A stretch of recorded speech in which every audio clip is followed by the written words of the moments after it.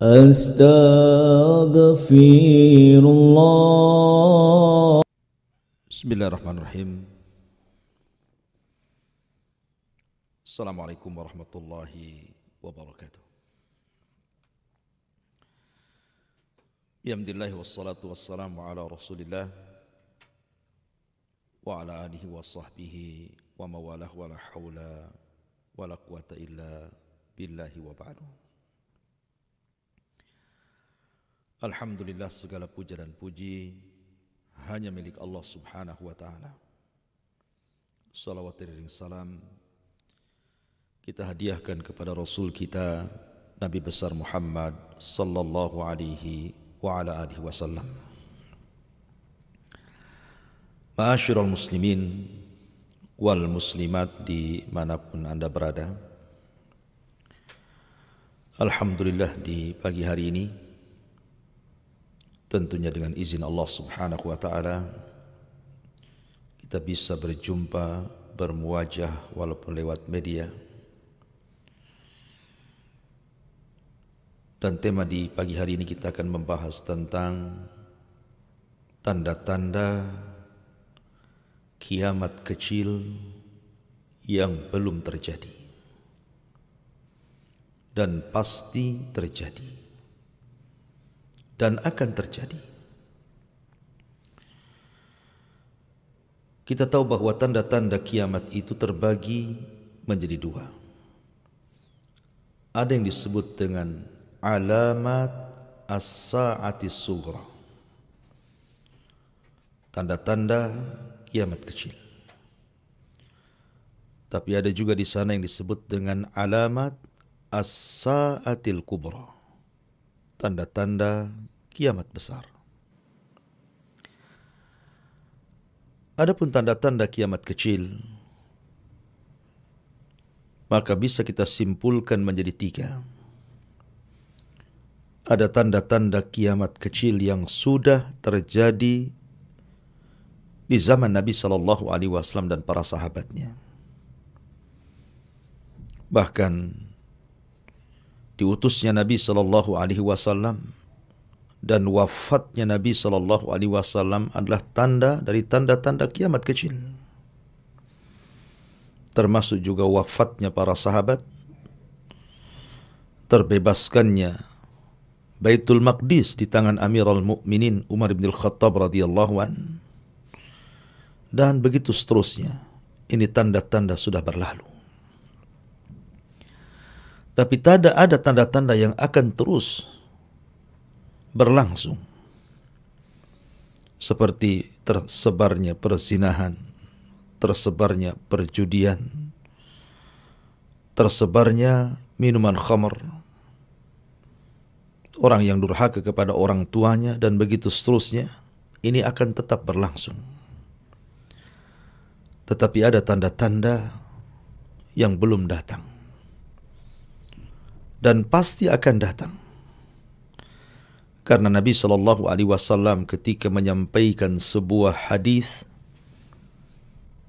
adalah wahyu yang Allah wahyukan kepadanya, sehingga ucapannya bukan hawa nafsunya, tapi murni kabar yang datang dari Allah subhanahu wa ta'ala kepadanya.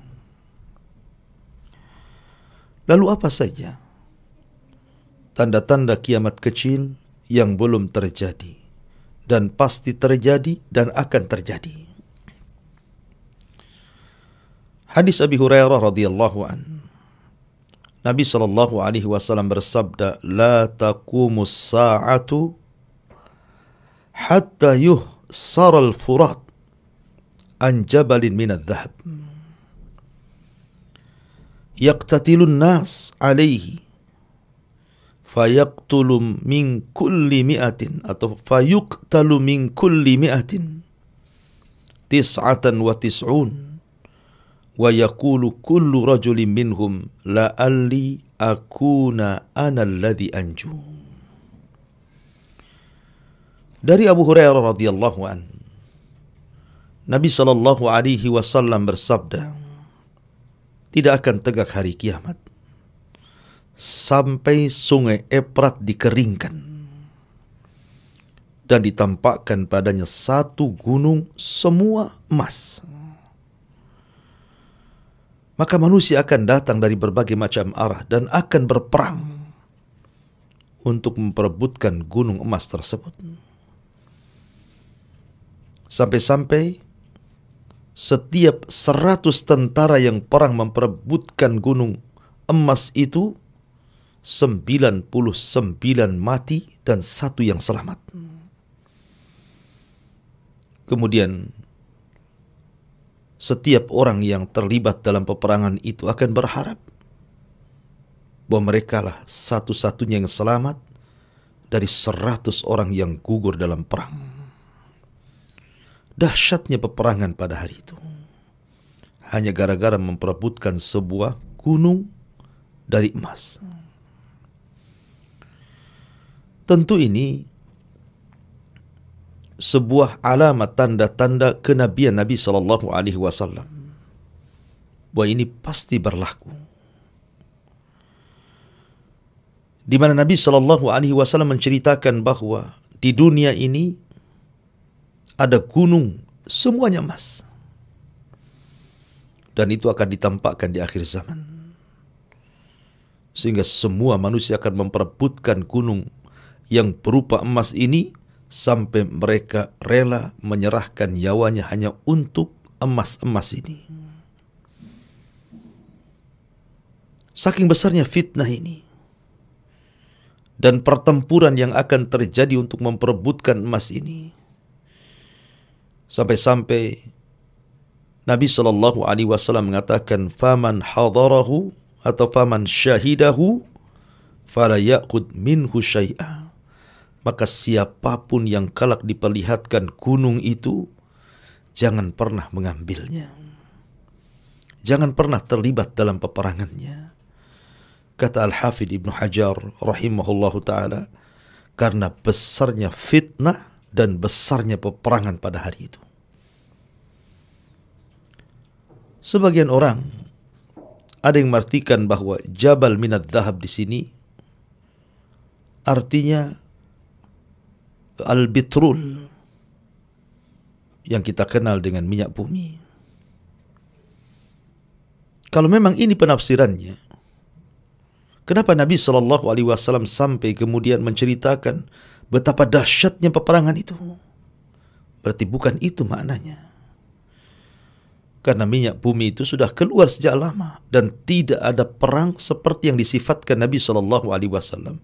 Ya, boleh jadi mungkin terkadang barat masuk ke negeri-negeri Islam, kemudian dengan tujuan hanya mengeruk minyak-minyak bumi, kemudian terjadi peperangan. Tetapi sifat perangnya tidak seperti yang disifatkan Nabi sallallahu alaihi wasallam, di mana setiap 199 gugur dan 1 selamat. Ma'asyiral muslimin yang dimuliakan Allah Azza wa Jalla. Dan Nabi sallallahu alaihi wasallam menyebutkan dengan nas, sebutan tempatnya jelas, Sungai Efrat. Dan juga menyebutkan dengan nas Jabal Minad Dhahab, bahwa yang diperebutkan adalah gunung emas, bukan tambang. Ma'asyiral muslimin yang dimuliakan Allah Azza wa Jalla. Ini yang pertama. Yang kedua, Nabi sallallahu alaihi wasallam bersabda dalam sebuah hadis, di mana hadis ini dikeluarkan dalam Musnad Imam Ahmad, dalam Musnad Abi Dawud, At-Tayalisi, dan juga disebutkan dalam Sunan Al-Bazzar, dan hadis ini dihasankan oleh Syekh Al-Arnaud rahimahullahu ta'ala. Bahkan Syekh Albani rahimahullahu ta'ala menilai hadis ini adalah hadis yang sahih. Kata Nabi sallallahu alaihi wasallam, "Takunun nubuwatu fikum ma sya'allahu an takun, thumma yarfa'uha Allahu idza sya'a an yarfa'aha. Thumma takunu khilafatun ala minhajin nubuwati fatakunu ma sya'allahu an takun thumma yarfa'uha Allahu idza sya'a an yarfa'aha thumma takunu mulkan 'adhan fayakunu ma sya'allah an takun thumma yarfa'uha Allahu idza sya'a an yarfa'aha thumma takunu mulkan jabariyatan fatakunu ma sya'allah an takun thumma yarfa'uha Allahu idza sya'a an yarfa'aha thumma takunu khilafatun ala minhajin nubuwah thumma sakat. Kata Nabi SAW, di era kalian akan terdapat zaman kenabian. Atas kehendak Allah, kenabian itu berlalu dan diangkat Allah Subhanahu wa ta'ala atas kehendaknya pula. Lalu akan berganti dengan era kekhilafahan yang mengikuti jalan kenabian. Atas kehendak Allah pula diangkat dan kehendaknya pula kemudian khilafah itu berlalu. Kemudian akan datang kekuasaan zalim, dan atas kehendaknya Allah berlalukan kekuasaan itu, dan akan datang pula era kekuasaan yang disebut dengan kekuasaan diktator, dan atas kehendaknya Allah maka akan berlalu sampai akan datang kembali kekhilafahan yang mengikuti jalan kenabian. Lalu Rasul kemudian terdiam. Ma'asyiral muslimin yang dimuliakan Allah Subhanahu wa ta'ala, hadis ini menjelaskan kepada kita tentang fase perjalanan manusia. Pertama, dipimpin oleh Nabi SAW. Ma'ruf, Nabi SAW menjadi Nabi selama 23 tahun. Maka persis di tanggal 12 bulan Rabiul Awal tahun 11 Hijriah, di hari Senin, Nabi SAW pupus usia, meninggalkan kita semuanya, dan ini tahun-tahun kesedihan bagi kita. Itu yang disebut dengan takunun nubuwatu fikum.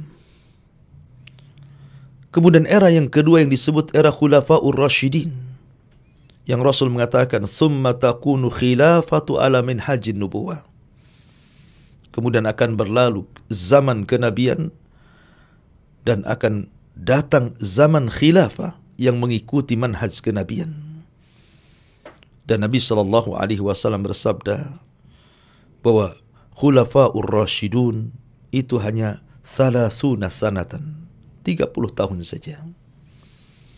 Dan ini dimulai daripada era Abu Bakar Siddiq radhiyallahu an. Kemudian Abu Bakar meninggal diganti Amirul Mukminin Umar ibn al-Khattab radhiyallahu an. Kemudian Amirul Mukminin Umar ibn al-Khattab mati diganti oleh Utsman ibn Affan. Kemudian Utsman ibn Affan meninggal diganti oleh Ali bin Abi Thalib. Kemudian digenapkan dengan kekuasaan putra Ali bin Abi Thalib, Hasan ibnu Ali radhiyallahu an. Genap 30 tahun. Inilah fase kedua, fase khulafaur rasyidun. Dengan berlalunya fase khulafaur rasyidun, dengan meninggalnya Ali radhiyallahu an, kemudian Hasan ibn Ali menyerahkan kekuasaannya kepada Muawiyah, maka ini adalah fase yang ketiga yang disebut dengan mulkan adhan, kerajaan yang disebut dengan adhan. Apa itu adhan? Adhan itu gerham yang menggigit sesuatu. Makanya Nabi SAW mengatakan, addu alaiha bin nawajid, gigitlah sunnah itu dengan gerham kalian. Seolah-olah ketika Rasulullah SAW mengatakan mulkan adhan, kerajaan yang dikatakan adhan Adhan itu artinya kerajaan yang penuh dengan ketakutan. Takut kalau kekuasaannya diambil orang. Atau dengan bahasa mudahnya, akan muncul kerajaan yang berbentuk dinasti, yang hanya dikuasai oleh turun-temurunnya saja, yang diwarisi oleh anak cucunya saja, dan takut dikuasai orang lain. Ya, walaupun banyak kezaliman di sana sini, banyak pembunuhan di sana sini, akan tetapi kondisinya masih lebih baik karena mereka masih disebut khilafah. Karena mereka masih berhukum dengan hukum Allah dan kaum muslimin masih memiliki satu pemimpin. Ma'asyiral muslimin yang dimuliakan Allah Azza wa Jalla. Ada yang mengatakan bahwa era mulkan Adhan ini dimulai daripada era Bani Umayyah dengan meninggalnya Ali radhiyallahu an. Kemudian Hasan menyerahkan kepada Muawiyah ibn Abi Sufyan, maka dialah raja pertama dalam Islam dan kerajaannya disebut Bani Umayyah. Kemudian setelah runtuhnya Bani Umayyah, datanglah Bani Abbasiyah dan ditutup dengan Bani Utsmaniyah atau disebut dengan Ottoman, kerajaan Turki Utsmani. Runtuh. Dengan runtuhnya Turki Utsmani, maka berlalunya kerajaan yang disebut dengan Mulkan Adhan, dan itu pada tahun 1924, dan selebihnya berlalu. Kemudian fase yang keempat dimulai, yang Nabi SAW katakan, "Tsumma takunu mulkan jabriyatan." Akan datang fase keempat, di mana akan dikuasai para raja-raja yang diktator, raja zalim, raja yang akan menyebarkan maksiat di mana-mana, perzinahan di mana-mana, pelacuran di mana-mana, minum khamar di mana-mana, kesyirikan di mana-mana, dan kezaliman menyebar di mana-mana. Dan kita berada di fase keempat ini. Tetapi ma'asyiral muslimin yang dimuliakan Allah Azza wa Jalla, Allah tidak mungkin membiarkan kezaliman itu terus ada di permukaan bumi.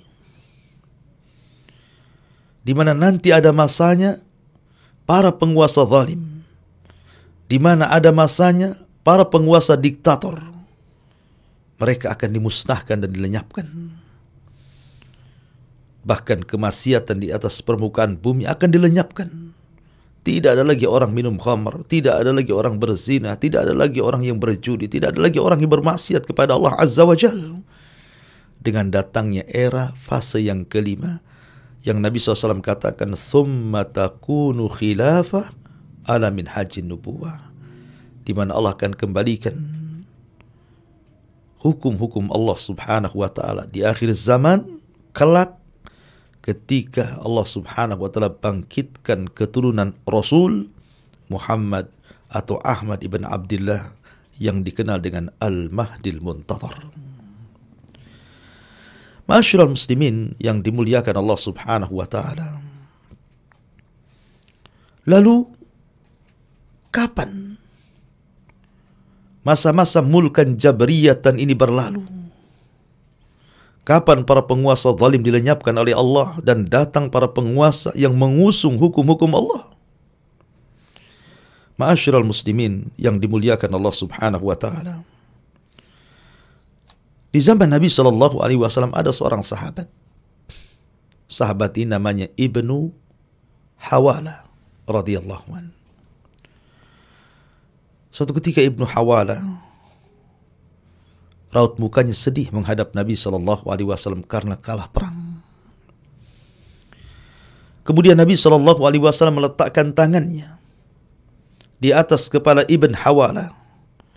Kemudian mengatakan, "Ya Ibn Hawala, idza ra'aital khilafata qad nazalatil ardal muqaddasata faqad danatiz zalazil wal balabil wal umuril idham was-sa'atu yawma idin aqrab minan nas min yadi hadhihi ila ra'sika ya Ibn Hawala."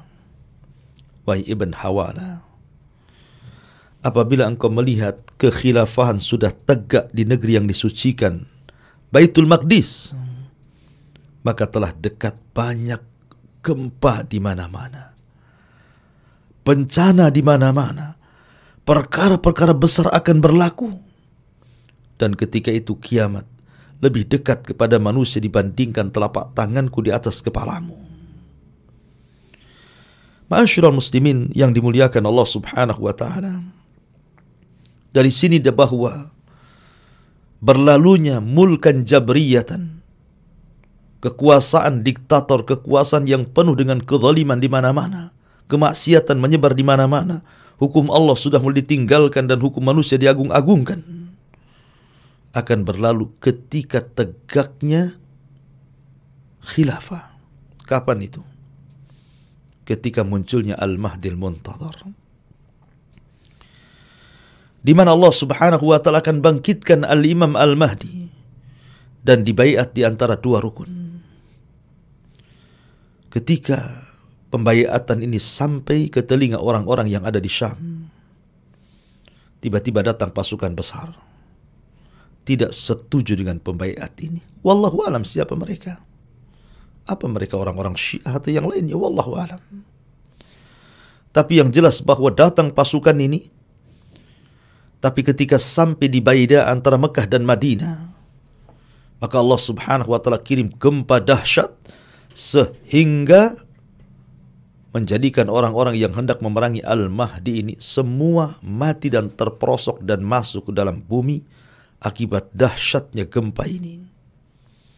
Bahkan bukan hanya tentara ini saja yang diwafatkan Allah Subhanahu wa taala, bahkan orang yang lalu lalang di sekitar perjalanan para tentara yang hendak memerangi Al-Mahdi juga, mereka harus terkena imbas gempa ini. Sampai kemudian Aisyah Ummul Mukminin radhiyallahu anha bertanya, "Ya Rasulullah, kalau orang-orang yang hendak memerangi Al-Mahdi kemudian diperosokkan ke dalam bumi karena gempa yang sangat dahsyat, wajar. Lalu bagaimana nasib orang yang lulalang yang tidak ada kaitan dengan tentara itu?" Maka Nabi SAW mengatakan, "Yub'atsuna yaumal qiyamati ala niyatihim."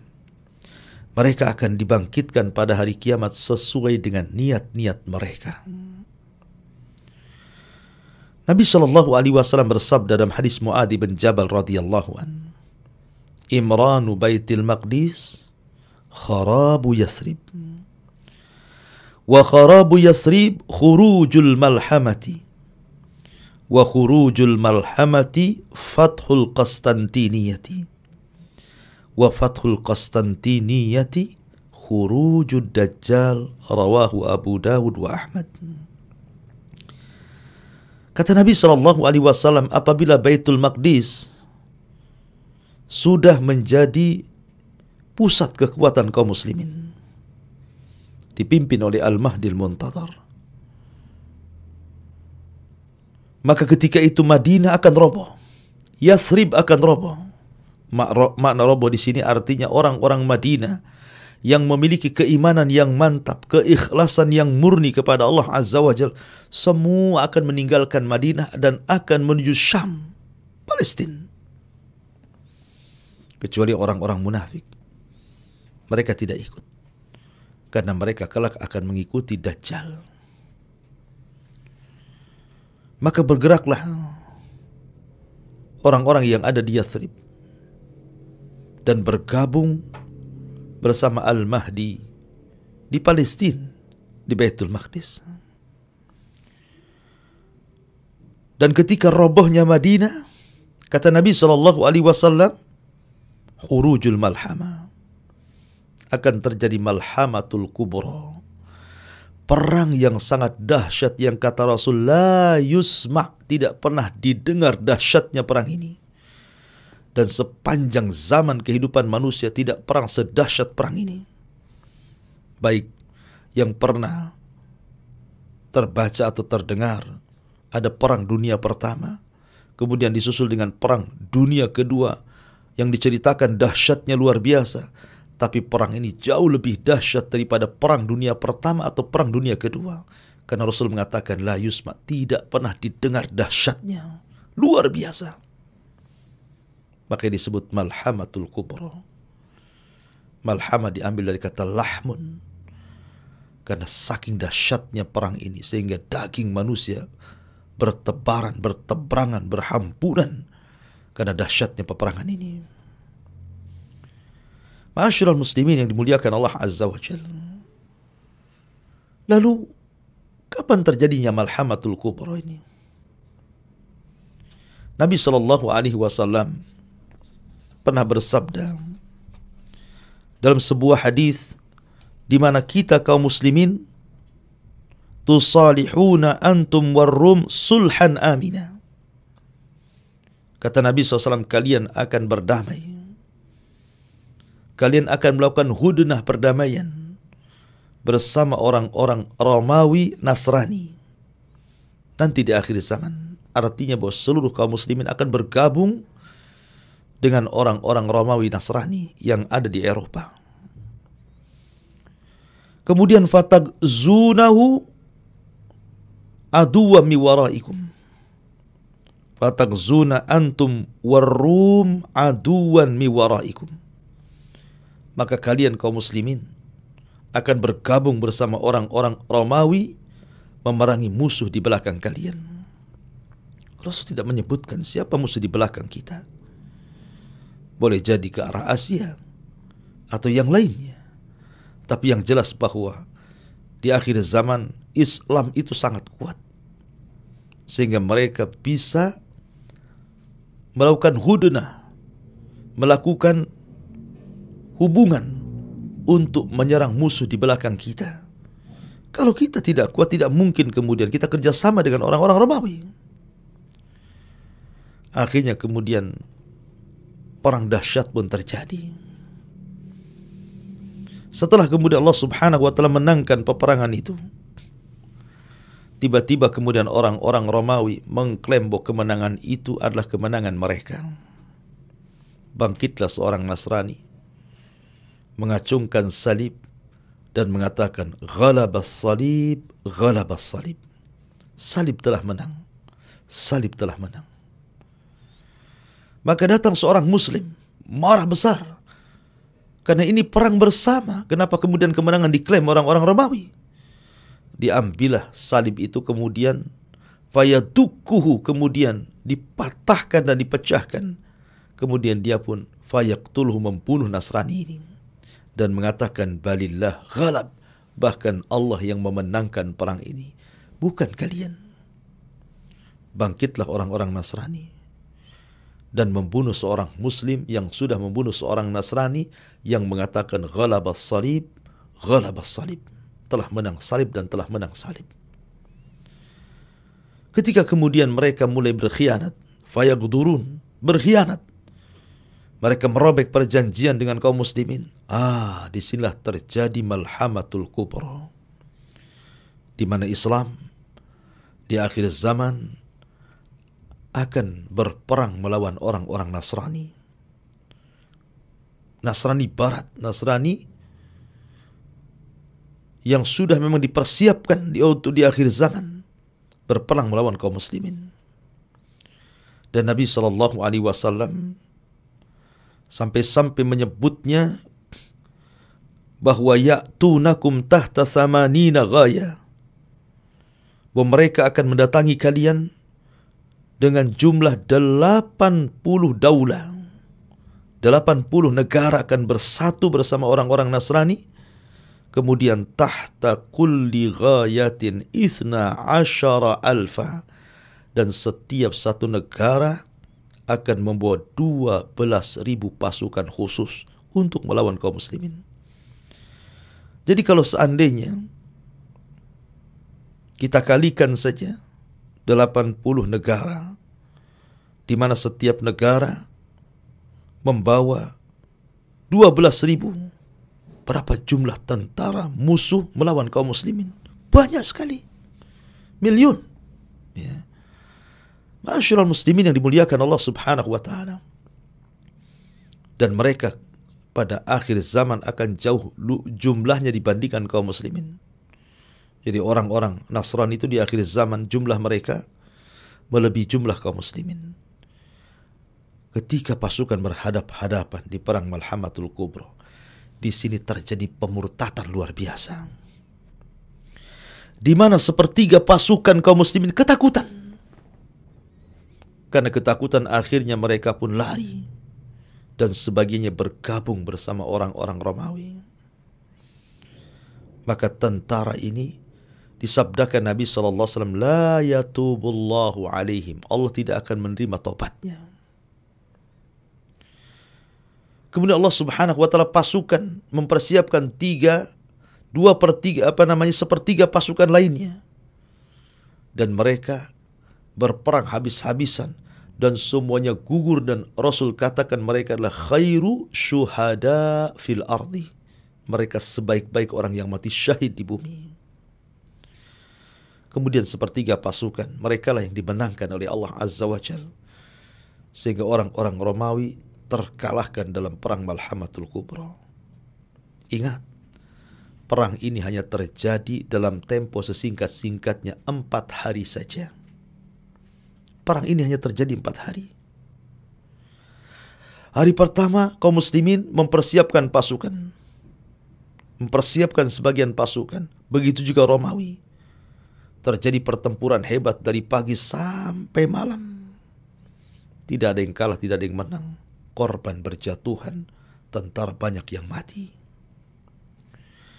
Kemudian hari yang kedua dilanjut. Kaum muslimin mempersiapkan pasukan yang lain. Begitu juga Romawi.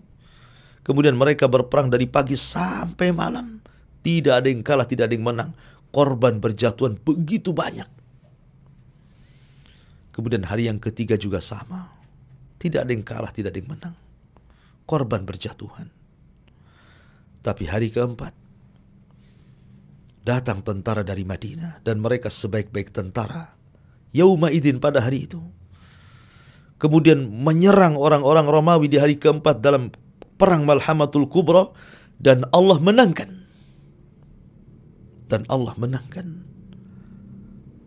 Betapa banyak jasad-jasad para syuhada atau jasad-jasad orang-orang kafir Romawi saat Malhamatul Kubra, sehingga dahsyatnya peperangan ini sampai-sampai Rasul mengatakan, kalau seandainya yatiru ta'ir, kalau seandainya ada burung itu lewat di atas peperangan, fasaqata famat, pasti dia akan jatuh kemudian mati. Berapa banyak bangkai, berapa banyak jasad-jasad kaum muslimin, belum lagi raihatud natina, bau yang sangat busuk yang ditimbulkan dari jasad-jasad yang bergelimpangan itu. Wajar kalau seandainya burung kemudian jatuh karena dahsyatnya peperangan itu. Ma'asyiral muslimin yang dimuliakan Allah Subhanahu wa taala. Di mana pusat tentara orang-orang kafir di akhir zaman, dan di mana pusat tentara orang-orang yang beriman? Ada yang mengatakan bahwa pusat tentara orang-orang Romawi berada di A'maq dan Dabik. Di mana A'maq? A'maq itu di Antokia, Turkiya sana. Dan Dabik itu dekat Halab, Suriah. Anda bisa bayangkan pasukan orang-orang Romawi terbentang dari Antokia, Turki, sampai kepada Halab, Suriah. Saking banyaknya mereka. Sementara Fustatul Muslimin, tempat pasukan kaum muslimin berada di akhir zaman, kata Nabi SAW, mereka akan tinggal di Dabik, di Ghuta. Mereka akan tinggal di Ghuta, kurbu Damaskus, mendekati Damaskus, Dimask. Padahal Damaskus di zaman Rasul belum ada. Tapi Nabi SAW menghabarkan akan ada Damaskus. Dan sekarang ada Damaskus. Dan di situ ada Ghuta dekat dengan Damaskus. Disitulah kaum muslimin akan menjadikan kekuatannya tinggal di Ghuta. Sementara orang-orang Romawi akan berada di Dabik sampai ke A'maq, di Antokia, Turki, sampai ke Halab, Suriah. Maka berjumpalah dua pasukan, dan Nabi SAW katakan, khurujul malhamah, terjadi Malhamatul Kubra. Maka singkat cerita, sehingga setelah 4 hari kaum muslimin menang, maka mereka bergerak untuk membuka Konstantinopel. Di mana Konstantinopel? Konstantinia itu di mana? Konstantinia atau Konstantinopel ada di Turki, Istanbul. Dulu Istanbul pernah dibebaskan oleh seorang yang disebut dengan Muhammad Al-Fatih. Ma'ruf sejarahnya dan dihabar gembirakan oleh Nabi sallallahu alaihi wasallam. Dan di akhir zaman Istanbul, Konstantinopel akan dikuasai lagi oleh orang-orang Nasrani kelak di akhir zaman. Mungkin sekarang tidak, tapi nanti di akhir zaman, tapi akan direbut lagi oleh kaum muslimin. Al-Imam Muslim dan Hakim meriwayatkan sebuah hadis dari Abi Hurairah radhiyallahu anhu. Kata Nabi sallallahu alaihi wasallam, "Hal sami'tum bi Madinatin janibu minha fil barri wa janibu fil bahri?" Pernahkah kalian mendengar ada satu kota sebagiannya di daratan, sebagian kota di lautan? Maka para sahabat mengatakan, "Na'am ya Rasul." Maksudnya apa kota ini? Adalah kota Konstantinopel atau Istanbul. Kata Nabi SAW, "La taqumus sa'ah hatta yaghzuha sab'una alfan min bani Ishaq." Kata Nabi SAW, tidak mungkin tegak hari kiamat sampai kota itu diserbu oleh orang tempatan 70.000 dari kalangan Bani Ishaq. Orang-orang mereka sendiri yang masuk Islam, orang-orang Eropa yang masuk Islam dari Bani Ishaq. Mereka akan menggempur Konstantinopel. Subhanallah. Kata Nabi sallallahu alaihi wasallam, "Hatta idza ja'uha nazalu falam yuqatilu bisilahin walam yarmu bisahmin." Ketika pasukan Bani Ishaq yang 70.000 ini datang, tidak ada peperangan dengan pedang, bahkan tidak ada satu melesat satu busur panah sekalipun. Satu anak panah dari busurnya tidak ada yang melesat. Artinya dikalahkan bukan perang, dikalahkan bukan dengan berperang. Lalu bagaimana cara mengalahkan mereka? Fayaquluna la ilaha illallah Allahu akbar. Maka mereka pun mengucapkan la ilaha illallah Allahu akbar hanya dengan takbir. Tiba-tiba kemudian kota yang di daratan itu langsung roboh. Kemudian takbir kedua, kota yang di lautan itu langsung roboh. Kemudian takbir yang ketiga, Konstantinopel, Istanbul jatuh ke tangan kaum muslimin. Ketika jatuh ke tangan kaum muslimin dan mereka sedang merayakan kemenangan, harta rampasan perang di mana-mana. Idh saha sayhatun, tiba-tiba ada yang berteriak bahwa Dajjal telah muncul dan akan menyerang keluarga mereka di Syam. Maka ketika mendengar berita hoax ini, maka kaum muslimin pun langsung kembali dari Konstantinopel menuju Syam, dan mereka tidak berhajat mengambil harta rampasan perang sedikit pun. Mereka sudah capek. Mereka mendengar makin capek lagi, sehingga mereka sudah tidak tertarik dengan ghanimah-ghanimah itu. Yang mereka pikirkan keselamatan keluarga mereka karena Dajjal muncul kala itu. Maka mereka langsung bergerak dari Eropa menuju Syam. Tetapi sampai di rumah mereka Dajjal tidak muncul. Tetapi memang itu eranya Dajjal keluar. Kenapa Dajjal keluar? Dan di mana ketika terjadi Malhamatul Kubra orang-orang Yahudi?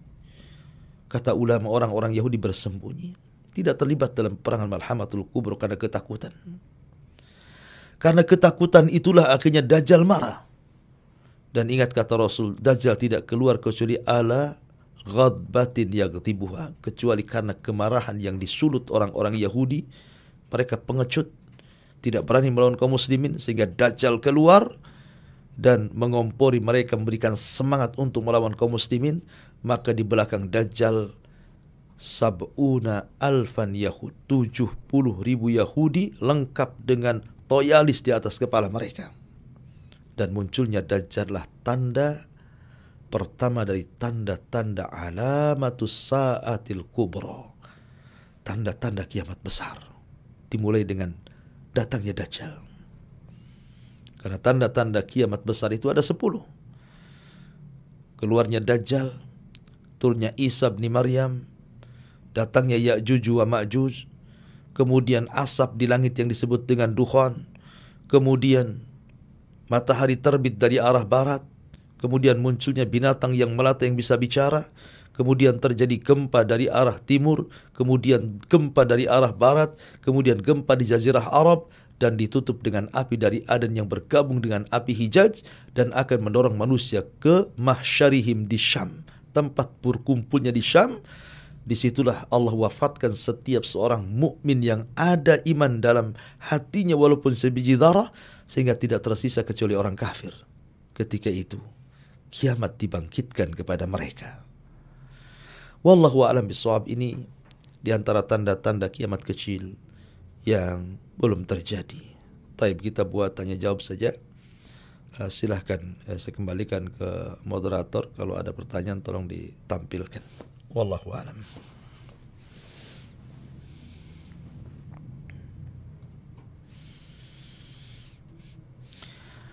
Dari akun FB Uswatun Hasanah. Ketika baru tahu tentang jalan pendidikan agama, terlambat tahu mungkin, terlanjur pendidikan anak belajar agamanya kurang mendalam. Bagaimana solusinya Ustaz? Karena baru belajar Islam. Iya. Bismillah, alhamdulillah. Kalau seandainya, sebenarnya ini tema tidak, pertanyaan tidak sesuai dengan tema, tapi tidak masalah. Jadi pendidikan itu adalah menentukan generasi. Pendidikan itu menentukan generasi. Kalau dia mendidik dengan didikan yang baik, maka akan muncul generasi-generasi terbaik. Lihat Nabi. Sebelum Nabi SAW meninggal, Nabi sudah mempersiapkan generasi para sahabatnya.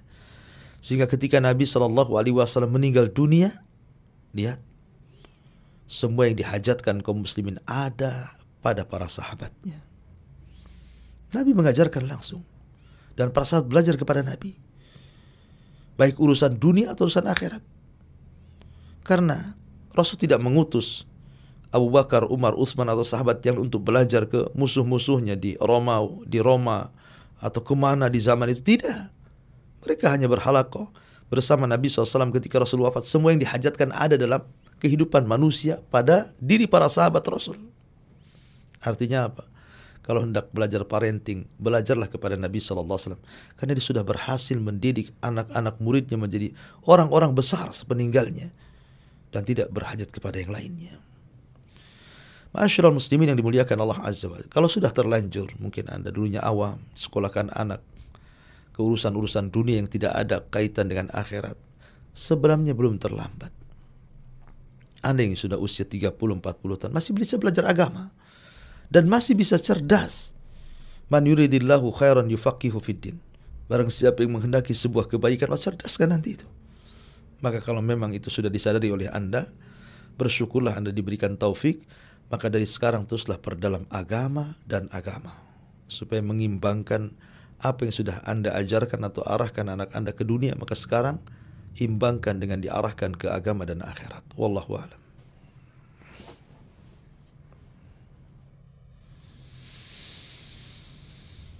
Iya, ini dari YouTube ini. Assalamualaikum Pak Ustadz Abu Humairah. Di luar tema, naam. Izinkan saya bertanya kepada Pak Ustadz. Di daerah saya ada pembangunan masjid, tapi sebelum proses pembangunan diadakan penyembelihan hewan. Terus di tengah-tengah tempat masjid akan dibangun dan kepala hewan tersebut dikubur juga di tengah masjid itu. Hukumnya bagaimana kalau kita melaksanakan ibadah di masjid itu?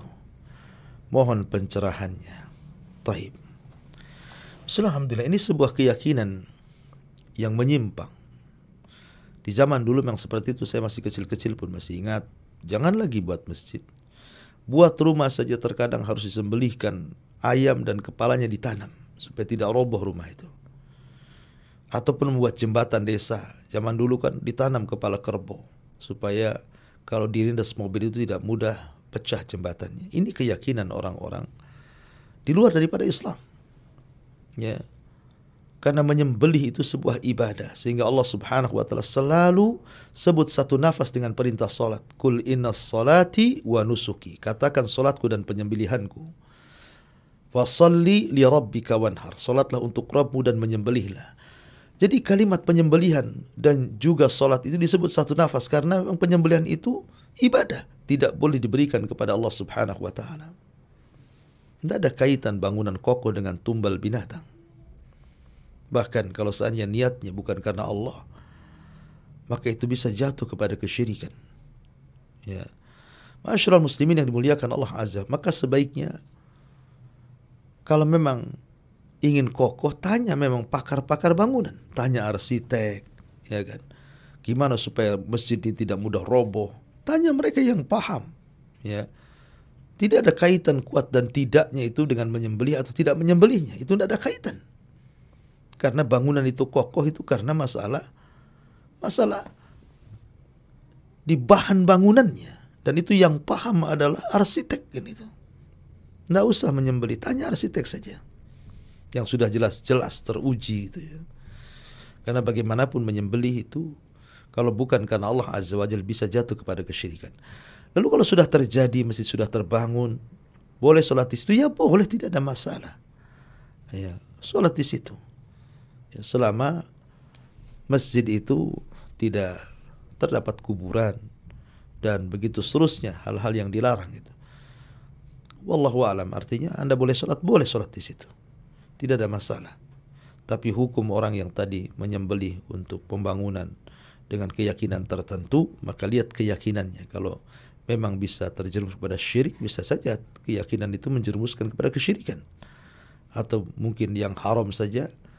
Ya, karena kalau seandainya yang dimaksud adalah selamatan, umpamanya habis bangun masjid, kita bersyukur, menyembelih kambing, menyembelih sapi dibagikan kepada fuqara masakin atau dibuat makan-makan bagi fuqara wal masakin, tidak ada masalah. Sedekah gitu ya. Tapi kalau dimaksud kepala kerbau ditanamkan, sayang kepala kerbau itu bisa dimakan. Ya, wallahu a'lam.